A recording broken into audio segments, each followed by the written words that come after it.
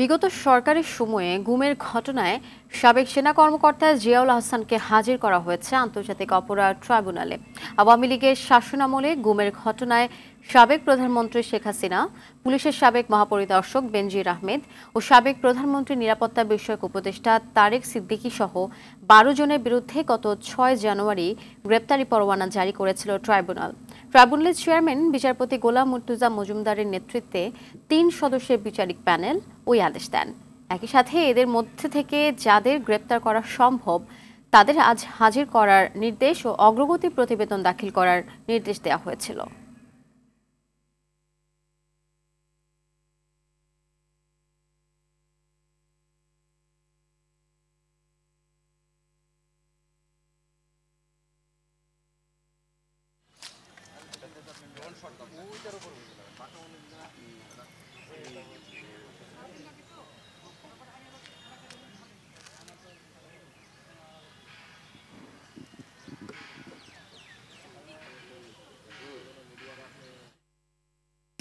দর্শক, এই মুহূর্তে আন্তর্জাতিক অপরাধ ট্রাইব্যুনালে রয়েছে সহকর্মী অধরা ইয়াসমিন, সরাসরি যুক্ত হচ্ছে সেখানে। অধরা, এখন পর্যন্ত জিয়াউল আহসানকে হাজির করা হয়েছে, একটু জানবেন যে জিয়াউল ছাড়া অন্য কাউকে হাজির করা হয়েছে কিনা, সেখানকার সাথে ওখানকার সার্বিক পরিস্থিতি জানাবেন।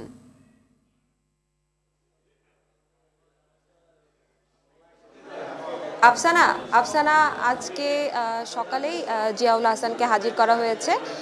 আপনাকে একটু বলতে চাই যে ট্রাইব্যুনাল যখন পরবর্তীতে পুনঃপ্রতিষ্ঠিত হয় তখনই কিন্তু প্রথম যে মামলাটা ছিল সাবেক প্রধানমন্ত্রী শেখ হাসিনা এবং তার যে প্রতিরক্ষা উপদেষ্টা তারেক সিদ্দিক সে সহ বেনজির আহমেদ সহ এই এনটিসির যে কর্মকর্তা রয়েছেন জিয়াউল হাসান, তাকেও কিন্তু আসলে এই মামলায় তাকেও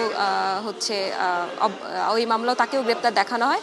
একটু বলে রাখতে চাই, পৃথক একটি মামলায় কিন্তু আগে থেকেই জিয়াউল হাসান গ্রেপ্তার ছিলেন এবং তাকে দুবার কিন্তু আসলে জিজ্ঞাসাবাদ করা হয়েছে। প্রথমবার যখন জিজ্ঞাসাবাদ করা হয়েছিল তারপরে ট্রাইব্যুনাল আসলে তার গ্রেপ্তারি পরোয়ানা চায় এবং সে যে গুমের সাথে সরাসরি যুক্ত ছিল, গুম ও খুনের সাথে বিগত সরকারের 15 বছরের আমলে সে যে গুম ও বহির্ভূত হত্যাকাণ্ডে যুক্ত ছিল সেটা প্রমাণ পেয়েছে।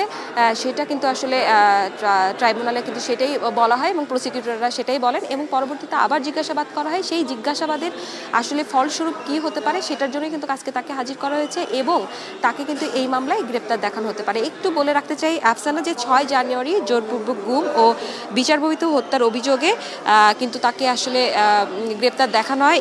আরেকটু বলতে চাই যে শুধুমাত্র সেই নয়, আরও কিন্তু 11 জন আসামি রয়েছে যাদেরকে এই গুমের হত্যা মামলায় আসলে গ্রেপ্তার দেখানো হয়েছে। এছাড়া আজকে আসলে পরবর্তীতে কি হতে পারে, প্রসিকিউশন টিম কি চেতে পারে সেটাও আসলে কিছুক্ষণের মধ্যে আমরা জানতে পারবো। একটু বলে রাখতে চাই যে জিয়াউল হাসানের আইনজীবী কিন্তু যখন গতবার যখন তিনি আদালতে হাজির হন এবং তিনি কিন্তু বলেন যে জিয়াউল হাসান এর সাথে সম্পৃক্ত নয় এবং এই আইনটা নিয়েই যে এই ট্রাইব্যুনালে 71-এর যে আইনটা আছে, এই ট্রাইব্যুনালে যে যুদ্ধ অপরাধীদের বিচার যে ট্রাইব্যুনালে চলতে পারে, সেই ট্রাইব্যুনালে আসলে এই জুলাই আগস্ট গণহত্যার বিচার চলতে পারে না এবং সেটা নিয়ে কিন্তু সে প্রশ্ন তোলে আর সেটিও কিন্তু খারিজ করে দেন ট্রাইব্যুনাল। এই ছিল আমার কাছে আসলে ট্রাইব্যুনাল থেকে সর্বশেষ। আফসানা। ধন্যবাদ অধরা।